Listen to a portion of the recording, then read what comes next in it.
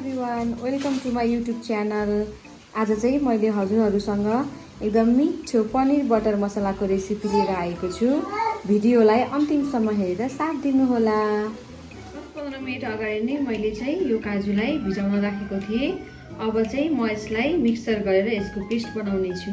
काजुको paste चाहिँ ready भइसकेको छ। खुर्सानीलाई पनि मैले यसरी भिजाएर राखेको छु। 10 मिनट जति भयो। यसलाई यसरी भिजाएर राख्दा चाहिँ यसको कलर अलिकति राम्रो आउने भएकोले अब चाहिँ मैले यसको पनि मिक्सर बनाउने छु। 5 वटा जति टमाटरलाई यसरी काटेर राखेको छु। टमाटर चाहिँ हाम्रो अलिकति आर्टिफिसियल खाले रातो भयो भने चाहिँ मिठो कलर आउँछ। अनि मैले टमाटर र खुर्सानीलाई चाहिँ सँगै मिक्सर गरेर यो दुईटाको पेस्ट बनाउने छु। मैले चाहिँ एउटा कराईमा तेल बसालिसकेको छु। अब त्यसमा चाहिँ मैले यो ड्राई मसलाहरू एड गरिदिन्छु। मैले दुईटा प्याजलाई चाहिँ मसिनरी काटेर राखेको छु। यसलाई पनि मैले अब पकाउँछु। यसलाई चाहिँ हामीले रातो हुने गरी एकछिन मजाले चलाइ पकाउनु पर्छ। यसलाई चाहिँ हामीले ब्राउन हुन दिनुपर्छ।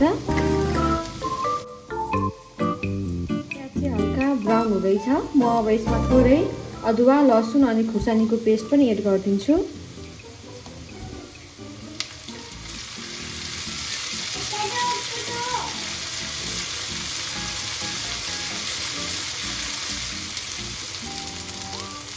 अनि अदुवा लसुनको पेस्ट चाहिँ मजाले रातो भइसकेको छ। अब चाहिँ म यसमा हामीले अघि बनाएको टमाटर र खुर्सानीको पेस्ट एड गरिदिन्छु।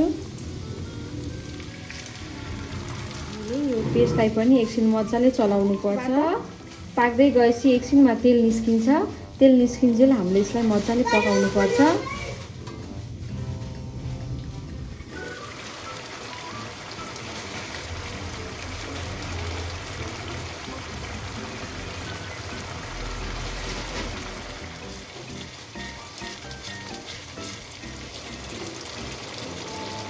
थोरै मसलाहरू एड गर्छौँ।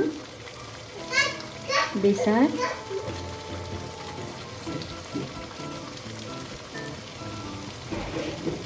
जिरा धनिया पाउडर, नुन राखेर हामीले यसलाई फेरि एकछिन मजाले चलाइदिउँ।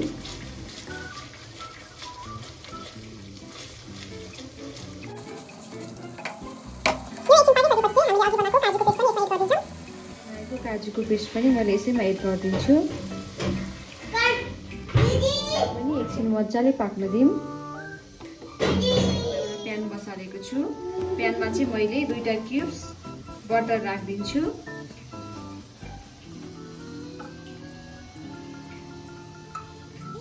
पनिरलाई क्युबमा कट गरेर राखेको छु। अब यसलाई चाहिँ मैले एकछिन यो बटरमा हल्का रोस्ट मात्र गर्नेछु। पनिरलाई चाहिँ धेरै बेर पकाउनु भयो भने चाहिँ अलिक साह्रो हुन्छ। त्यसैले यसलाई हल्का रोस्ट मात्र गर्नुपर्छ।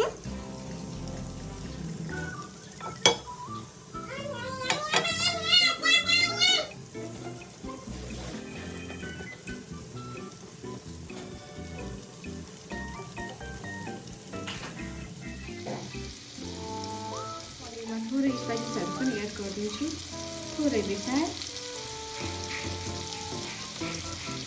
थोरै नुन अनि थोरै गरम मसला।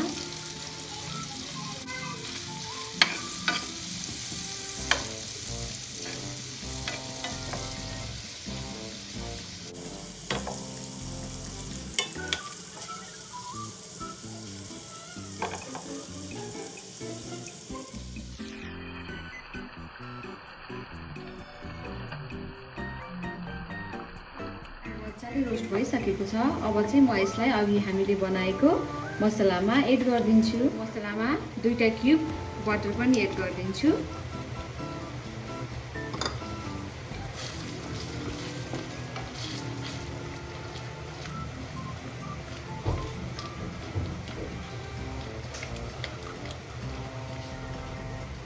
रोस्ट गरेको पनिरलाई पनि म यसैमा एड गरिदिन्छु। अब यसलाई एकैछिन मजाले चलाइदिउँ।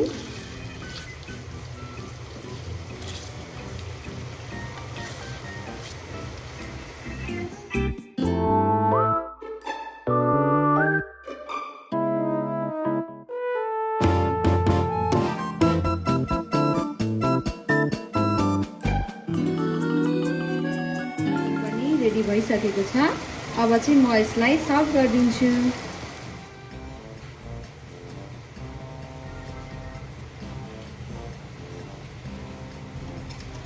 लास्टमा थोरै मलाई पनि एड गरिदिन्छु।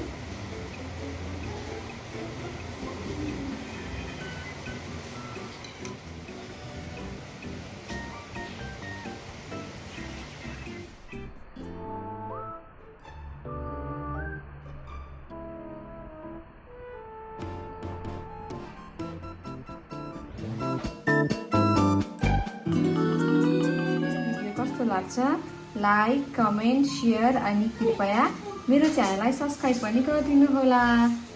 Keep loving. Thank you for watching.